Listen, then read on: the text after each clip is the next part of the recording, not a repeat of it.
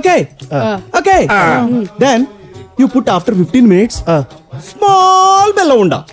What is బెల్లం? English లో చెప్పా. Brown sugar. Brown sugar. Not that brown sugar. Not that. Not that. Bella unda. కిరాణా కొట్లో దొరుకుద్ది అది. అపార కొట్లో దొరికితే. Sweet sugar. వీడికి ఇంగ్లీష్ నాలెడ్జ్.